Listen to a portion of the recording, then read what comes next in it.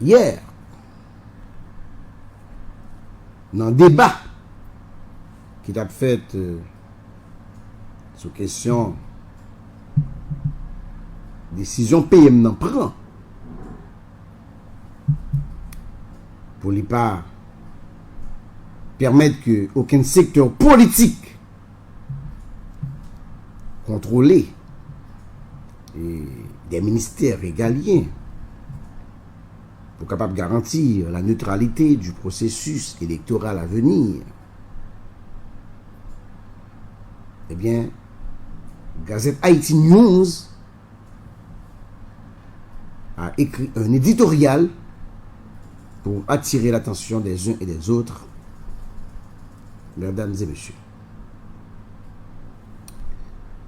Pour une transition réussie, gare au triomphalisme et aux excès de zèle.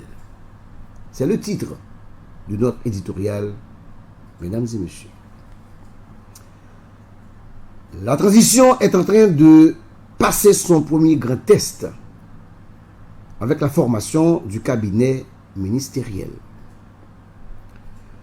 Un moment qui exige de la mesure et de l'intelligence, surtout de l'humilité. Les conseils présidentiels et le Premier ministre Gary Coney doivent faire en sorte qu'il n'y ait parmi eux ni perdant ni gagnant. Seul le peuple haïtien mérite cette fois-ci d'être le grand gagnant.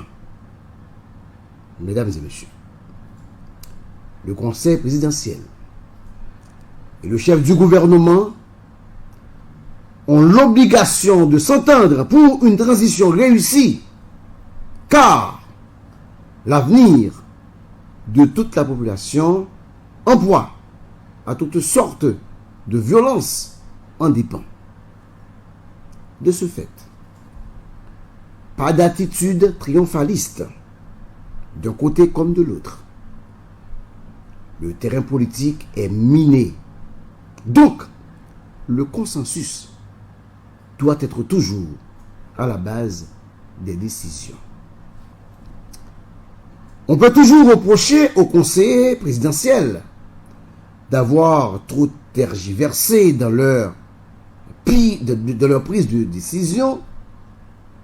Oui, mais aujourd'hui, ils ont compris la nécessité de trouver un modus operandi pour faire marcher les choses.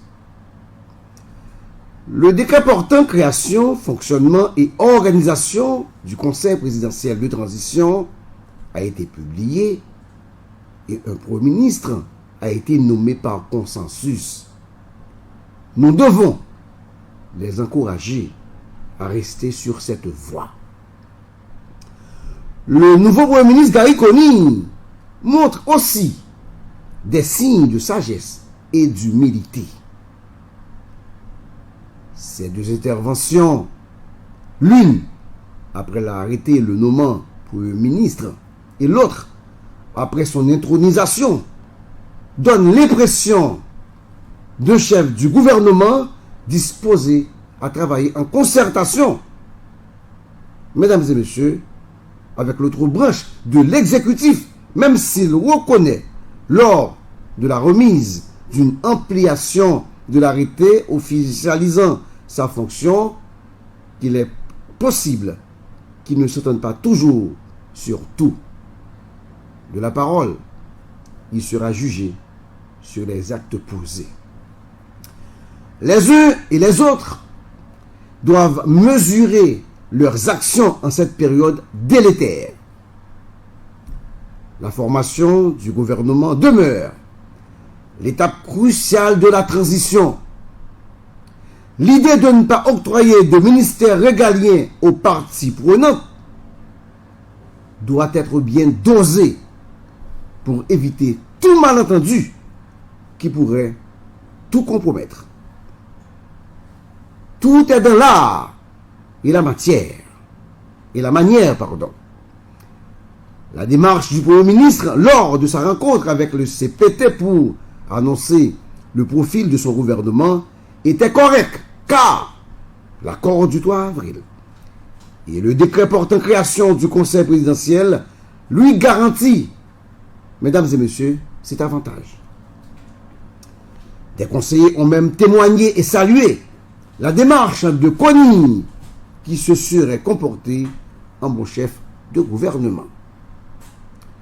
Les nerfs sont devenus à fleur de peau quand l'ex-président du conseil d'administration de la Banque nationale de crédit BNC, Philippe Vixamar, présenté comme un proche du Premier ministre Kony, s'est mis de la partie.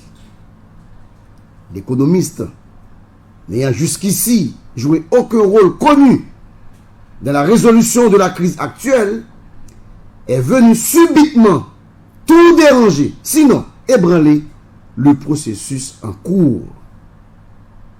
Alors que Gary Kony a affiché jusqu'à présent une attitude mesurée dans ses prises de parole, Philippe Vixamar, l'air de quelqu'un qui vient de faire une révolution ou gagner des élections, s'est permis de dicter les règles du jeu de la transition, mesdames et messieurs.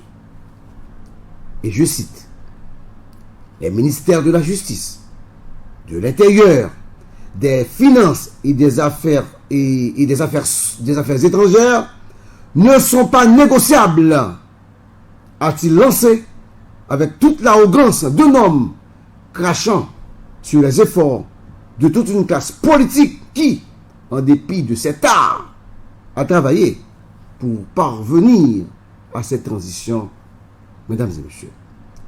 Gary Kony doit faire bien attention aux interventions de son entourage qui ne sont pas de nature à ramener la confiance entre le CPT et la primature. Il ferait mieux de prendre rapidement ses distances d'avec ses prises de position conflictuelles. Dans cette période fragile, le climat politique n'a pas besoin de ces discours irresponsables ou revanchards peut-être. Pour réussir cette transition, il faut éviter les excès de zèle. Il sera nécessaire de faire preuve de sagesse et de modestie en toutes circonstances. Le Premier ministre Gary Kony, n'ayant aucune base politique et donnant l'impression d'être très conciliant dans ses approches, doit continuer à envoyer des signaux qui rassurent et non ceux qui divisent, envoyés par ses proches collaborateurs zélés. Un éditorial signé Gazette Haïti. L'éditorial ça, il est disponible sur la page Facebook et sur le site de Gazette Haïti. Et chaque fois nécessaire,